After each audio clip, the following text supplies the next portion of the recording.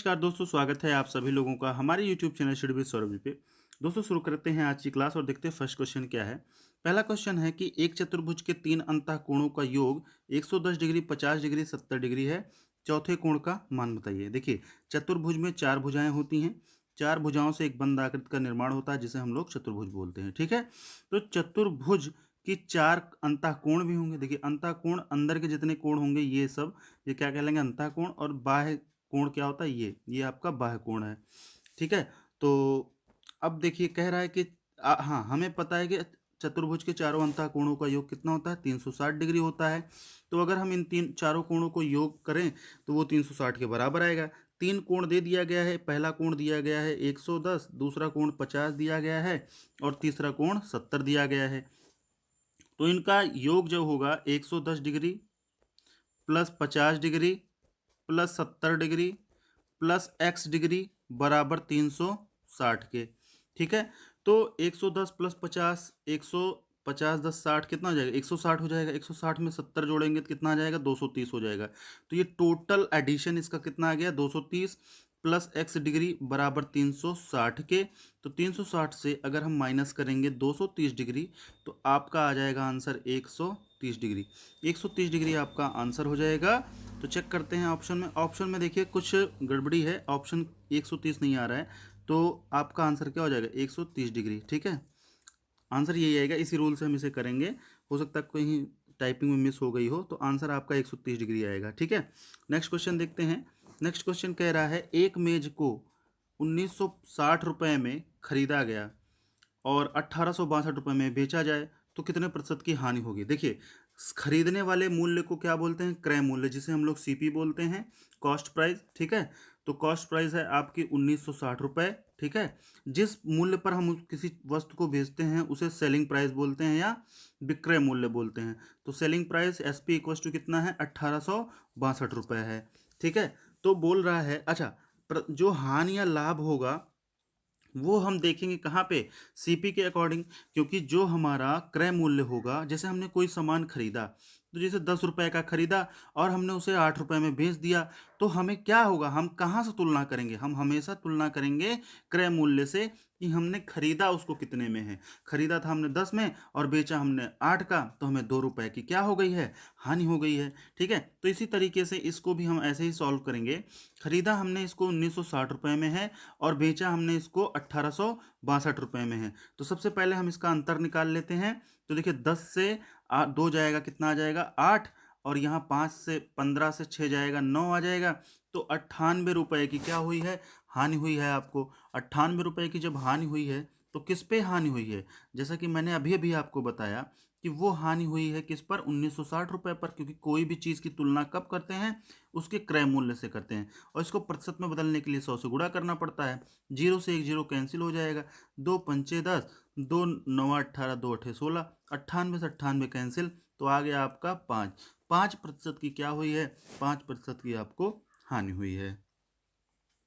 तो option number A आपका correct answer हो जाएगा। नेक्स्ट क्वेश्चन देखते हैं। नेक्स्ट क्वेश्चन कह रहा है कि 5, 5 और 9 तथा 10 का चतुर्थ अनुपाती ज्ञात कीजिए। देखिए, क्या करना है इस क्वेश्चन में, सबसे पहले तो हम ये जान लेते हैं अनुपाती क्या होता है। देखिए, अनुपाती जैसे इसे हम लोग इंग्लिश में प्रोपोर्शन बोलते हैं। क्या बोलते हैं, प्रोपोर्शन बोलते हैं। ठीक है, तो इसके साइन क्या होता है, हमको इस डबल साइन की तरीके से यूज़ करते हैं। इसमें देखिए क्या करना होता है, चतुर्थ अनुपाती मतलब चौथा वाला अनुपात क्या होगा इसका। तो फर्स्ट अनुपात दिया है 5, दूसरा दिया है 9 और तीसरा दिया है 10 और चौथा हमने x मान लिया। तो इसके अकॉर्डिंग हमारे पास एक फॉर्मूला है, इसको हमें क्या बनाना पड़ता है, इक्विवेलेंट बनाना पड़ता है। इक्विवेलेंट मतलब समान वाले बनाना पड़ता है। ठीक है, इसके समान अनुपात में बनाना पड़ता है। तो समान अनुपात बनाने के लिए एक रूल है और वो है कि आपको क्या करना होता है, सबसे पहले आपको यहाँ पे जो इसके बाह्य अनुपात हैं, जो बाह्य संख्याएं दी गई हैं उनका गुणनफल और बराबर होता है मध्य वाले का गुणनफल। तो ये हो जाएगा product of extremes equals to product of means, ये फॉर्मूला होता है। तो इसके अकॉर्डिंग क्या हो जाएगा, प्रोडक्ट मतलब गुणनफल। तो बाह्य बाह्य बाह्य संख्याओं का गुणनफल बराबर मध्य संख्याओं का गुणनफल ये बराबर होता है, तो 5 गुणे x, ये बाह्य हैं, देखिए 5 और x क्या है, बाह्य हैं, ये बराबर होगा 9 गुणे 10 के, मध्य वाले के। ठीक है, हम 5 से 2 से काट देते हैं, 5 दूना 10, तो x की वैल्यू क्या आ गई, 9 दूना 18, x की वैल्यू कितनी आ गई, 18। तो जो चतुर्थ अनुपात था वो क्या हो जाएगा, 18। ऑप्शन नंबर डी हमारा करेक्ट आंसर हो गया। तो ये था क्वेश्चन। नेक्स्ट क्वेश्चन देखते हैं। नेक्स्ट क्वेश्चन है हमारा, 1500 रुपये का 5% वार्षिक ब्याज की दर से 3 वर्ष का साधारण ब्याज क्या होगा। ठीक है, तो देखिए, जब से सबसे पहले मैंने आपको बताया था जो सिंपल इंटरेस्ट साधारण ब्याज बराबर होता है वो होता है मूलधन गुणे दर गुणे समय बटा 100 के। ये मैंने फॉर्मूला आपको पहले भी बताया है, इसी फॉर्मूले का यूज करके हम यहाँ पे अपना आंसर ले आएंगे। देखिए हमें क्या चाहिए, साधारण ब्याज ही चाहिए, तो साधारण ब्याज के लिए हम इसी फॉर्मूले का यूज करेंगे। अब मेन चीज़ है कि मूलधन क्या है, दर क्या है, समय क्या है, ये हमें पता करना है। तो देखिए, जो जिस मूल पर हमें ब्याज मिलता है उसे मूलधन बोलते हैं, तो मूलधन आपका 1500 रुपये है। ठीक है, और जिस जिस ब्याज मिलती है उसे हम लोग ब्याज दर बोलते हैं, तो वो ब्याज दर कितना, 5% है, और 3 वर्ष समय के लिए दिया गया था, इसलिए 3 वर्ष समय है, और बटे 100 है। ठीक है, 0 से 0 देखिए तुरंत कैंसिल हो गया, तो 15 तियाँ 45 हो जाएगा, सॉरी 15 पचे 75 हो जाएगा, और या ऐसे कर सकते हैं 5 तियाँ 15 और 15 15 कितना होता है, 225 होता है। ठीक है, तो आंसर हो जाएगा आपका 225। तो ऑप्शन नंबर आपका डी करेक्ट आंसर हो जाएगा, ये आपका डी। ठीक है, तो नेक्स्ट क्वेश्चन देखते हैं। नेक्स्ट क्वेश्चन कह रहा है, उस वर्ग का क्षेत्रफल ज्ञात कीजिए जिसके विकर्ण की माप 6 मीटर है। ठीक है, तो देखिए जैसे वर्ग है आपका, ठीक, और एक चीज आपको पता है कि वर्ग की सभी भुजाएं क्या होती हैं, बराबर होती हैं। ठीक, और वर्ग के क्षेत्रफल का सूत्र होता है ए स्क्वायर, वर्ग का परिमाप बराबर होता है 4a, मतलब भुजा सभी भुजाओं का योग, तो a plus a plus a plus a, 4 times a का प्लस है तो 4a हो जाएगा। और विकर्ण का सूत्र होता है, ये विकर्ण है, ठीक है, किसी वर्ग का विकर्ण है, ये दो विकर्ण है। ठीक है, इसका सूत्र होता है कि आपका वर्ग का विकर्ण बराबर √2a। ठीक है, ये फॉर्मूला है। अब देखिए यही चीज दिया गया है 6 मीटर के, तो हम लिख सकते हैं, हम यहाँ पे लिख सकते हैं √2a बराबर 6 के। तो हम यहाँ ऐसे भी लिख सकते हैं a बराबर 6 बटे √2 के। ठीक है, तो अभी देखिए क्या है, इसको हम और थोड़ा सा सिंप्लीफाई कर सकते हैं। देखिए हमें क्या चाहिए, हमको चाहिए क्षेत्रफल, तो क्षेत्रफल बराबर होता है भुजा का स्क्वायर, भुजा का स्क्वायर मतलब a गुणे a। तो एक बार इसी संख्या को अपने आप से और गुणा कर देते हैं, तो a गुणे a बराबर क्या हो जाएगा आपका 6√2 इंटू 6√2, यही तो होगा। तो देखिए 6 का 6 से गुणा होगा, कितना आ जाएगा 36, और √2 का √2 से गुणा होता है तो कितना हो जाता है, 2 हो जाता है, रूट कैंसिल हो जाता है, तो 2 से 36 में भाग देंगे तो कितना आ जाएगा, 18 आ जाएगा। ठीक है, तो आंसर क्या हो जाएगा आपका, आंसर हो जाएगा इसमें ए नंबर ऑप्शन। अब देखिए इसको कैसे सॉल्व कर दें, ये थोड़ा सा हम लोग डिस्कस कर लेते हैं। देखिए सबसे पहले तो आप जो अनुपात होते हैं, अनुपात के गुणन का नियम सीख लीजिए कि जो अंश होता है, अगर किसी अनुपात का गुणनफल हो रहा है तो अंश का अंश से गुणा होता है और हर का हर से गुणा होता है। ठीक है, तो ये चीज तो समझ में आ गई होगी। अब √2 का √2 से गुणा कैसे हुआ ये आप देख लीजिए।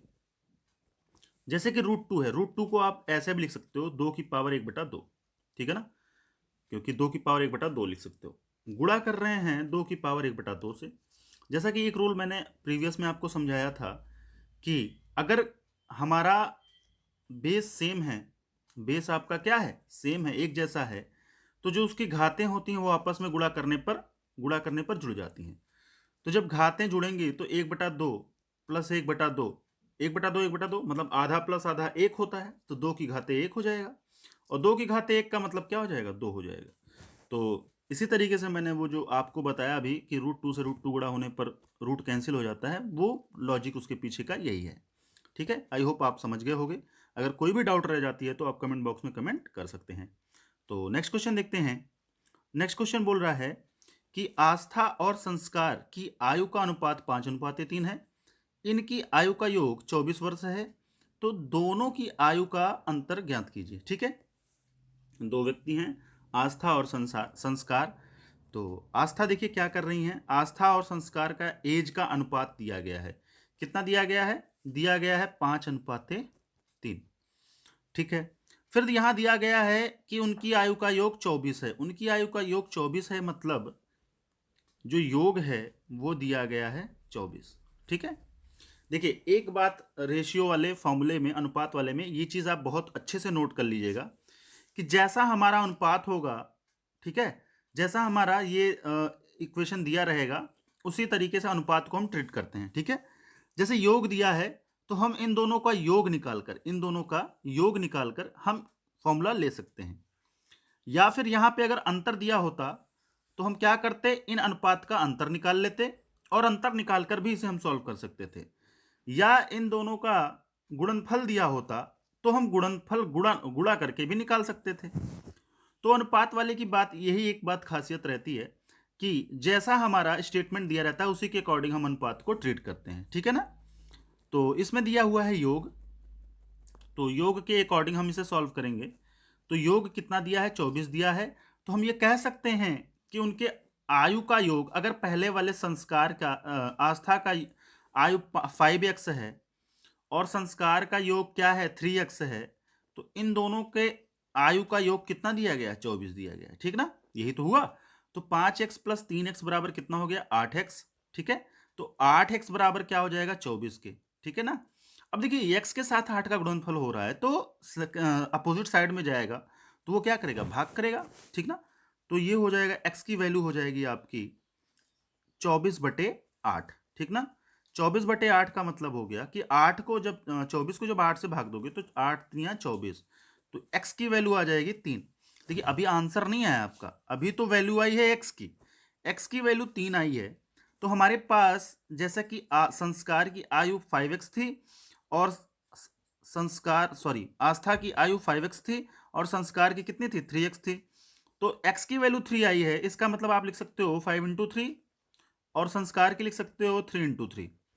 तो अब आप यहां से बोल सकते हो कि आस्था की आयु 15 वर्ष है, ठीक, और संस्कार की आयु कितनी है, 9 वर्ष है। तो पूछ किसका रहा था, कह रहा था कि दोनों की आयु का अंतर बता दो। तो इन दोनों का डिफरेंस निकाल लो। तो 15 से 9 माइनस करेंगे कितना आएगा, 15 से 9 माइनस करेंगे तो 6 आ जाएगा, जो कि ऑप्शन नंबर डी आपका करेक्ट आंसर है।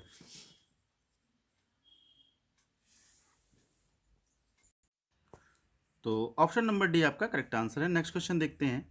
नेक्स्ट क्वेश्चन में कह रहा है एक कोण अपने पूरक कोण का कितना है, 2 गुना है। ठीक, उस कोण का मान ज्ञात कीजिए। ठीक है ना। तो जैसा कि मैंने प्रीवियस में बताया था पूरक और समपूरक कोण में, तो उसी को ध्यान में रखते हुए यहाँ पे इसको हम सॉल्व करेंगे। ठीक है ना। तो पूरक कोण बराबर क्या होता है, कोई भी जो पूरक कोण बनाता है तो किसी भी दो पूरक कोण का योग, जैसे मान लीजिए एक x है तो दूसरा y है, तो इन दोनों का योग कितना होगा, 90 डिग्री होगा। ठीक है। पूरक कोण बराबर 90 डिग्री। किन्हीं भी दो कोणों का योग कितना होता है, कितना होता है, किन्हीं भी दो कोणों का योग 90 डिग्री के बराबर होता है। ये होता है संपूरक पूरक कोण। ठीक ना। और संपूरक कोण बराबर होता है किन्हीं भी दो कोणों का योग अगर 180 है तो वो होता है संपूरक कोण। तो ये क्या है, संपूरक कोण है। ठीक ना। तो इस तरीके से अब आप समझ गए होंगे पूरक कोण और संपूरक कोण क्या होता है। तो देखिए आगे, तो यहाँ पे दिया है कि एक कोण अपने पूरक कोण का 2 गुना है। ठीक ना।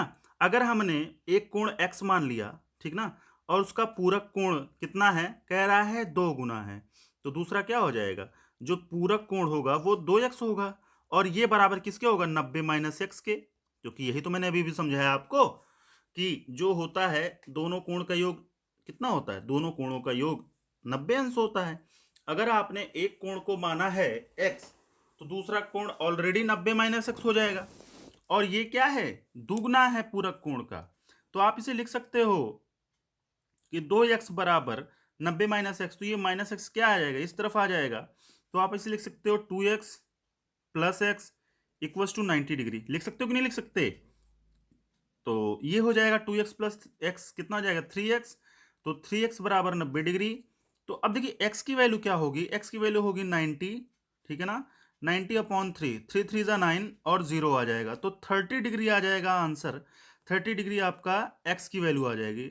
और यही पूछ रहा था कि आप उस कोण का माप बता दो। तो उस कोण का माप कितना है? उस कोण का माप 30 डिग्री है। ठीक है ना? तो ये था आपका आंसर। देखिए, जैसा कि हम लोग डेली एक कुछ टॉपिक आपके साथ डिस्कस करते हैं, तो आज का मैंने एक क्वेश्चन लिया है और इसे आपको करके मुझे दिखाना है, फिर मैं इसे नेक्स्ट वीडियो में आपको इसकी सॉल्यूशंस दूंगा। ठीक है? क्वेश्चन है आपका, अगर a प्लस बी, ठीक है, a प्लस बी बराबर क्या दिया है, इसको नोट कर लीजिएगा आप लोग आसानी आराम से। a प्लस बी बराबर 7 दिया है और ए बी बराबर 12 हो। ठीक है? तो कह रहा है कि आपको बताना है a square plus b square की वैल्यू क्या होगी। ठीक है? ये बताना है। इसके हिंट के तौर पे मैं कुछ चीज़ें बता देता हूँ आपको। इसे आपको होमवर्क के रूप में बताना है मुझको, बट इसके हिंट के तौर पे मैं आपको कुछ चीज़ें आपसे डिस्कस कर लेता हूँ। जैसे कुछ आइडेंटिटीज होती हैं, जैसे ए प्लस बी का होल स्क्वायर बराबर क्या होता है? ए प्लस बी का होल स्क्वायर बराबर होता है a square plus b square plus 2ab। ठीक है ना? और a माइनस बी का होल स्क्वायर बराबर क्या होता है? a माइनस बी का होल स्क्वायर बराबर होता है a square plus b square minus 2ab। इस टाइप के बहुत क्वेश्चन पूछे जाते हैं। ये काफ़ी ही इंपॉर्टेंट क्वेश्चन है, तो इसको बहुत ही ध्यान से करिएगा आप लोग। ना आएगा तो हमसे ज़रूर पूछ लीजिएगा। ए स्क्वायर माइनस बी स्क्वायर होता है ए प्लस बी और ए माइनस बी। ठीक है? ये होता है फॉर्मूला। ठीक है ना? ये तीन आइडेंटिटीज होती हैं, इनको आप विशेष तौर पे ध्यान दीजिए।